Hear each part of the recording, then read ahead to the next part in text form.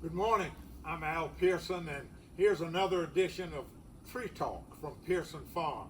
It's been a while since we visited, and we've finished up peach season, and we're getting ready for pecans.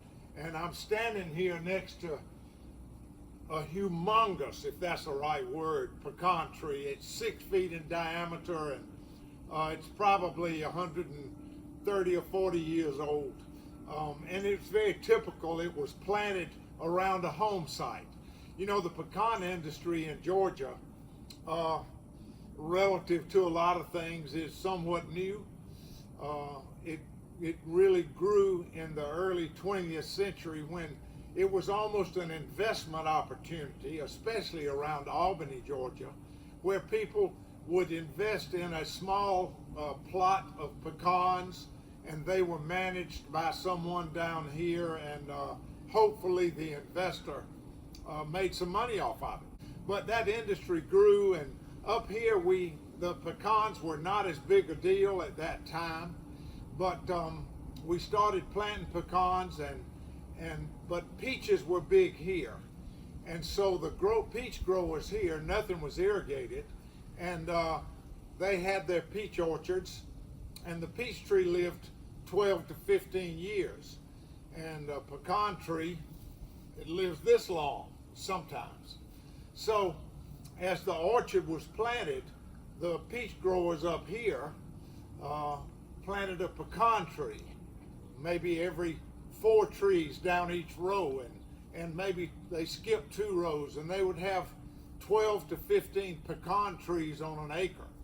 And then when the peach trees played out, they pulled the peach tree up, and you had a head start on the pecan orchard. Most of the pecans on our home place were started in a peach orchard, and so I'm real familiar with that.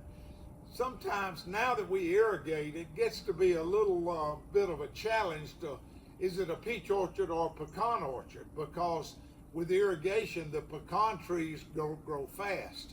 When my father did it with no irrigation, all he wanted that pecan tree to do was live.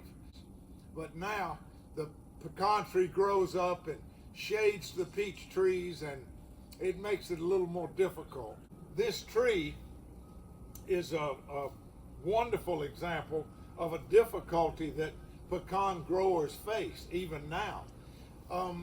There was a time when I was little that you had a wire cable, and a guy would climb up in the tree and attach that cable to a limb, and then it would go down to a tractor, and the tractor had an eccentric on it turning, and it would pull the cable and shake the tree. But that wasn't very efficient. It wasn't a good deal. So then we came up with a boom, and on the end of it there was a claw, and the tractor, it was mounted on a tractor. The tractor would go up to the tree, and the boom would go up in the tree and clamp onto the limb, and then it would have a hydraulic motor, and it would shake the limb.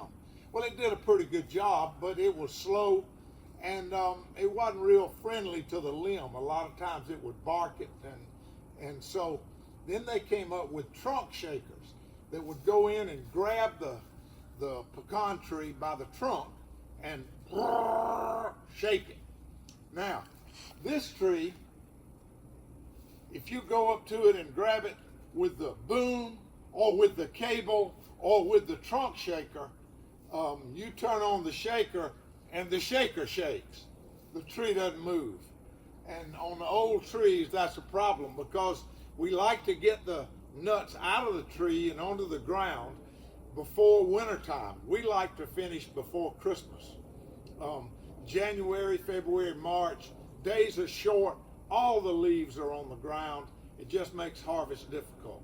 So, pecan season is right around the corner. We're probably 4 weeks away from harvest. I got something for you here. We are irrigating. It's been real dry the last month, so we're irrigating. The nuts are filling out, and this is a nut that it's a shuck split. This green shuck is feeding the nut and protecting it, but now the shuck has split, and out comes Mr. Pecan. Now, this isn't edible right now. It's not mature. It has to dry up, and I don't know that I can do this, but I'm going to try it. I've got my pocket knife with me. Any good farmer's got a pocket knife. Don't know if I can do it. Ah, yes. There you go. Now, the meat in the pecan is moist, and it will dry up, and it will turn a lighter, a little darker color, and it'll shrink a little bit, and it finally has to get down to a moisture percentage that we can harvest the nut and take it through the processes, and it will be a good product for us to sell or, heaven forbid, eat. Got a good crop, not a bumper crop, but a good crop. So we hope to have a good harvest season, and looking forward to shelling pecans and cooking pecans and smelling pecans. We will have a good pecan crop and here ready, waiting to serve you. So give us a call, go on the internet. Love to see you and meet you and show you Pearson Farm. And come see us.